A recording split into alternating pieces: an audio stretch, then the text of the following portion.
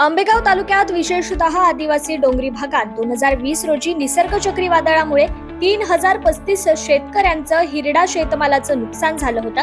या शेतकऱ्यांसाठी 14,84,10,460 रुपये रक्कम अनुदान शासनाने आता मंजूर केली आहे। संबंधित शेतकऱ्यांच्या बँक खात्यांमध्ये रक्कम वर्ग करण्याची प्रक्रिया सुरू आहे, अशी माहिती आंबेगाव तालुक्याचे तहसीलदार संजय नागटिळक यांनी दिली आहे। कांद्याला मिळणाऱ्या मातीमोल भावाने संतापलेल्या शेतकऱ्यांच्या भावनेवर फुंकर घालण्यासाठी सरकारने कांदा महाबँकेचा अजब उतारा शोधलाय। विकिरण तंत्राने कांदा साठवणूक करण्यासाठी राज्य सरकारने जाहीर केलेला कांदा महाबँक प्रकल्प वादात सापडलाय।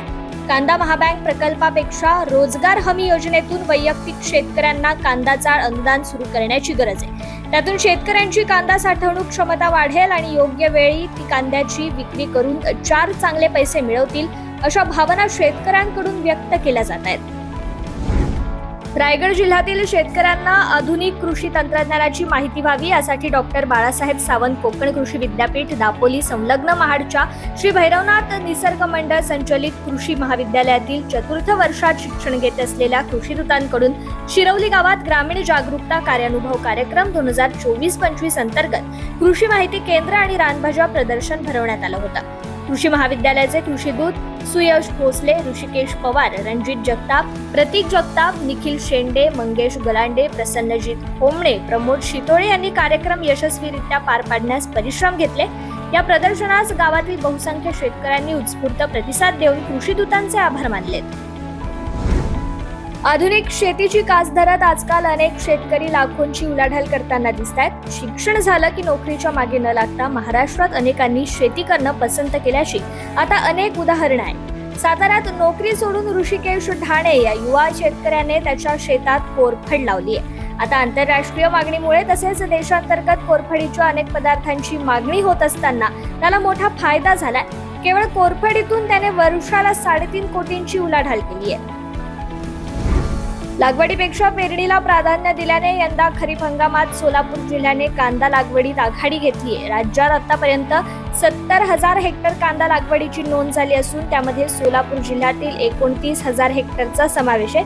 यंदा जून-जुलै महिन्यात कांदा पेरणीवर भर दिल्याने खरीप हंगामात कांदा लागवडीचं क्षेत्र 70,000 हेक्टरवर पोहोचले।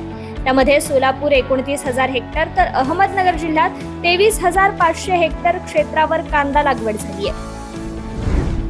देशातील पहिली खासगी बाजार समिती म्हणून देशात आणि देशाबाहेर नावलौकिक असलेली परफेक्ट कृषी मार्केट यार्ड नाशिक इथे शिरूर कासार तालुक्यातील वारणी या गावातील शेतकरी रामनाथ रावसाहेब केदार यांनी पिकवलेल्या डाळिंबास प्रति किलो 301 रुपयेचा उच्चांकी भाव मिळालाय।